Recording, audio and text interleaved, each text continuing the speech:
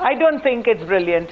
I don't think it's brilliant because I think it's terrible. Actually, the police and the criminals were hand in hand, but they're actually two different issues altogether. I mean, if we're talking about the rapist and this particular incident, I think the law has to be really stringent. Yeah. And before we get really, really violent about this, I think something needs to be done.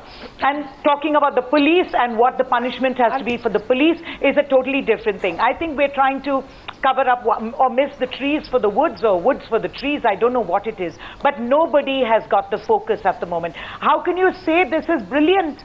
How can you say that? Just look at all of us talking about the same thing. Exactly. You want to take that back, saying such an unfortunate thing on national television today when you can get victimized and then you can go and report it. I mean, what is he talking about? I just have a simple question to ask Harish Bijur. No, Neena Nayak, actually, let me ask you this. Tomorrow, if there is a full-page ad in a newspaper, 1 minute. If there is a full-page ad on one day, in all newspapers, full ad in all channels, people will carry it free, which says one message. Rape and face death. Simple. If they say you rape, you die. No. Simple. No. Ram Singh died. Absolutely. Once I want to get Harish Bijur. Harish Bijur. Arnab, you rape, you die. Arnab, I have a simple point on this. And the simple point that I'm making is, people do not fear life. Yeah. People fear death. Full stop. Full stop. So what are we talking about? A life sentence is absolutely of no significance to a rapist. People fear death. People do not fear life. So I think that's just one solution. Neena Nayak. Arnab, can I come in? Neena Nayak, please respond. See, I know we're hearing, 1 minute. Arnab, you've heard this whole debate towards death sentence and all that. But just look at the nature of the crime. The numbers are multiplied tenfold, 100-fold. So? The police is not equipped. The whole system has to be shaken. While we are very grateful, the public, I as a member of the public, absolutely indebted to you for bringing this to the public. But let the public demand systemic change. People are demanding, aren't you hearing? People are demanding, aren't you hearing? Aren't people demanding? No, one second. Neena, we are pushing that man on the ground. No, you are still pushing whom to the ground? But it's a new pushing situation. Whom? Who is the man we are pushing? Look at the stigma. See, stigma. Look at the stigma attached to the victim. I think we need to. You are talking about everything but the issue. Ranjana Nayak, Ranjana Kumari. The issue is there. The issue is what kind of stigma is she talking about? This is precisely we have fought against. This is precisely we have fought against. What kind of stigma are you talking about? Why should that stigma be on the woman? Why should she be put to shame? This is what Verma Commission report clearly said.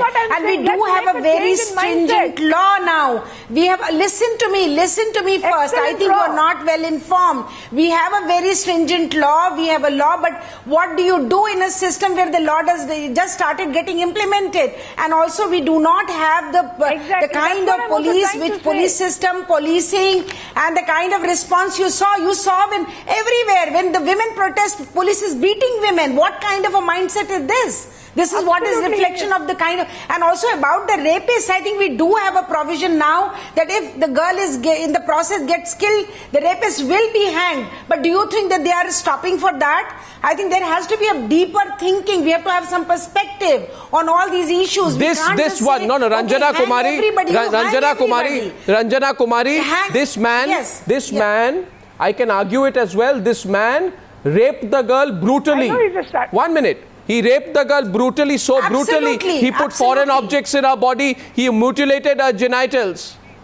This child. He mutilated her genitals. He slit her throat. He slit her throat and then he left her. He left her. He did not kill her. He did not kill her. He left her. Yes, Arnav, I know this. He left her. And tomorrow, he is an offender. No. So tomorrow, as per the law, Arnav, he is already an offender. He's already an outlaw person. He's already an offender. Police did not act enough to arrest him, so that they allowed him to go back and commit the crime. With great respect, this Manoj fellow is already an offender. With the greatest of respect, as per our present law, if this man is not proven to be a repeat sexual offender, and if the girl survives, he gets away with a softer sentence. That's the point. That's the point, Mahesh Jethmalani, isn't it? No, Arnav, no, you are wrong. He doesn't face death. He deserves to die. He deserves to die. He will not get death. Will be made to suffer in the jail. Suffer in a jail, that's all relative. He will not get death. Arnav, I'll shoot him personally. He will not get death. That's period. Nobody deserves to die. Don't take that position here. There is a death penalty, Mahesh Jethmalani. Don't take that anti-death penalty position here. We're discussing justice. There is death penalty in the country. We have law of the land which Why not? Which hangs such people. Mahesh Jethmalani. If there are 25,000 rapes in a year, 25,000 people are hanged. Yeah. So there's a judicial process. No, hang them. You hang want them. A country like that? Like no, what do you want? You want 25,000 proven sexual predators to live off taxpayer money for the rest of their life? You want 25,000 more rapes? You will come on TV. You will come on TV. Shivam, you will come on TV. Shivam, tomorrow the number of rapes go up. File the cases to investigate the cases. Tomorrow the number of rapes is far more Shivam, tomorrow the number of cases will go up tenfold and you will come on TV and say brilliant in the way you just did. Mahesh Jethmalani. No, I think that's a very sad statement she has made. Mahesh Jethmalani. So if everybody knows, don't be theoretical. Don't be theoretical. Far less rape. You're being theoretical. Mahesh Jethmalani. Arnav, the death penalty will undoubtedly be a deterrent, but it's not going to be an absolute deterrent. There will still be some people who will not fear the death penalty, and the reason for that is because of the kind of police force we have in this country. From 1979 onwards, when we've had the National Police Commission, right down to Prakash Singh's case, we've had the Ribeiro Commission, the Padmanabhaya Commission, the Soli Sorabji report. They've all said that the police is not sensitive to gender justice. Therefore, you need a police force. Now, let me just give you two examples. One ties in with empowering women, and the other is how lax our politicians are in implementing reform. Now, the Supreme Court in 2007 said there must be a State Security Commission. That is a commission where you'll have the government, the Home Minister, the leader of the opposition, members of civil society, retired judges, respected bureaucrats and academicians. They will all be part of the State Security Commission. This happened in 2007. On 12th of April, on 11th of April this year, none of the states had complied with it, and the Supreme Court asked them to comply with it. 6 years from Prakash Singh's judgment, the State Security Commission, which is meant to sensitize the police and free it from political interference and subservience, that still has not happened. Now, that's the second thing. You need a police force which is sensitive to gender justice. That's why you need to empower women. Sensitivity. Right now, if you have sensitivity. Mahesh Jethmalani. Mr. Jethmalani. Mr. Jet, I'll tell you how sensitive they are. Arnav, let me finish. Then you. Yes, Arnav, just 1 minute. You can have your say. Let me just say one important thing. If you have 1/3 of our legislators all over the country being women, reserved for women, you will have a police force that is much more sensitive to gender injustice or justice. Okay, now I take your point. Now I just want to give one small example of sensitivity in our country. Not necessarily because 2/3 will be men. Shivam, please, I want to say whether you'll say brilliant even after this. I'll give one example. I would like to hear whether you'll say brilliant to this. May I just quickly ask you one question? Yes, Usha Utupji. Arnav, I want to ask everybody, you know, we kept blaming the women for dressing provocatively, for soliciting, for doing all kinds of things to start the rape, right? Yeah. But now for this 5-year-old girl, what was her fault? We're talking about empowerment, we're talking about sensibility, we're talking about so many things. Everybody is talking about law. 5-year-old girl, what was her fault?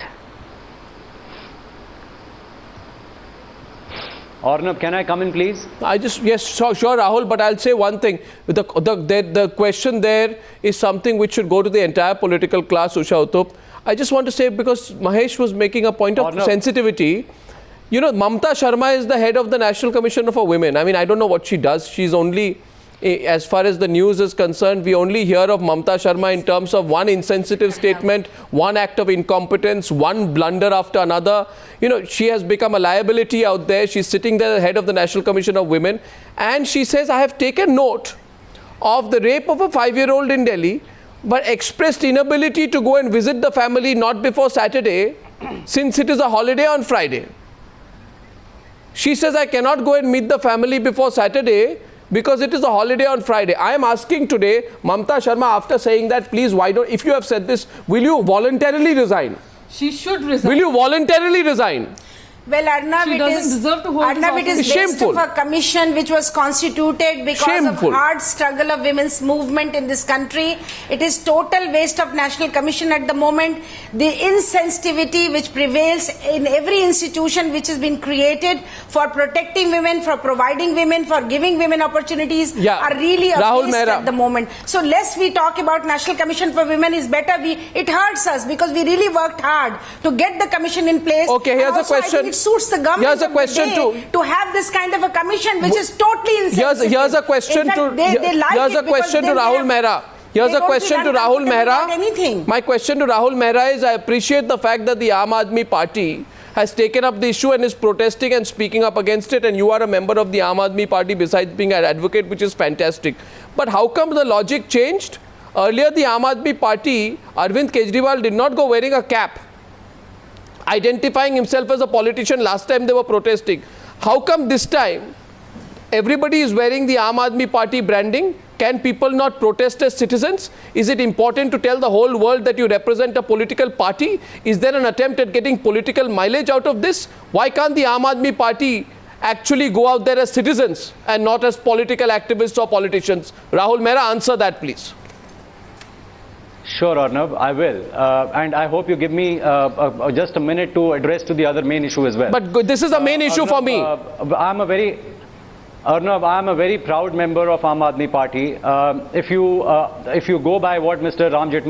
Mahesh Jethmalani has just said, he is talking about women representation. Our party is the only party which says that right from the Gram Sabha, we have reserved 50% seats for women. Now, coming to the issue which you are raising, Arnav, we are very proud in wearing that cap of ours. We wear our cap even almost while sleeping. Most of our leaders do that. And if our volunteers are having pride in just wearing a particular cap, which identifies what? Why last time? No, last time I am only asking you because I am only asking you because of what you have said in the past. In the last time that there was a protest in Delhi, the Aam Aadmi Party came out and said, we will not try and take political advantage, and that's why we don't wear caps. Because the Delhi elections are coming, you started wearing caps.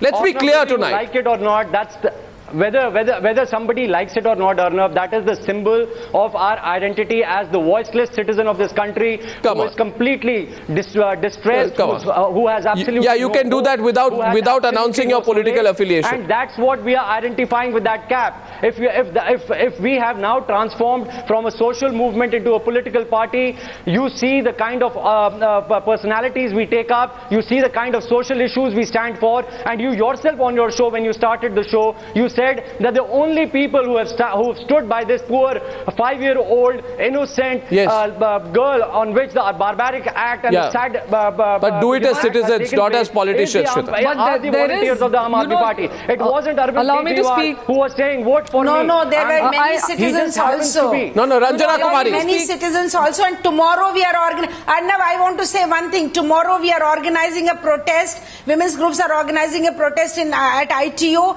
and we will really appeal to everybody who's listening to this program to come and join us there. This is not who does it. This is not who does it. This should shake the conscience of every Indian, wherever you may be, whoever you may be. You must feel hurt today. You must want to do something to change this. The incidents is so sad that one didn't feel like you should brand at that time. There was no need to give me 30 seconds, Arnav. Kindly bear with me for 30 seconds, Arnav. The main issue where you did not allow me to put my point across was, it is not about, if we are talking about laws only, Arnav, laws itself will take us absolutely nowhere. It is the implementation of the law and the accused going to the gallows every time an accused commits an offense, which is going to be a deterrent. You can have death penalties and you can have people lynched on the streets. It will not put the fear, because there are going to be some high-ups, some political masters bastards who are going to protect the perpetrators of this crime, who are going to protect the police, which is inefficient and incapable and completely having apathy towards the ordinary citizen. You have to completely make a deterrent, make certain examples. Heads should roll, be it the Prime Minister of this country, be it the police commissioner, be it the Chief Minister. In this country, heads don't roll, and that is why we are so much accustomed to crimes day after day. We know heaven all the heads, but there is zero. All the heads that should roll are ducking tonight. And we want the Delhi Police Commissioner to come out and take responsibility. That's nothing new. The Delhi Chief Minister to come out and say something. We don't want to have to pull them out and make them say something. It should come from the heart. Like Usha Uttup rightly asks, what was that little child's fault? It's our collective fault. We have failed child after child and woman after woman. It's all big talk. There is nothing changing. The pressure must increase quite certainly, and some change needs to happen. Ladies and gentlemen, thank you very much for talking to me.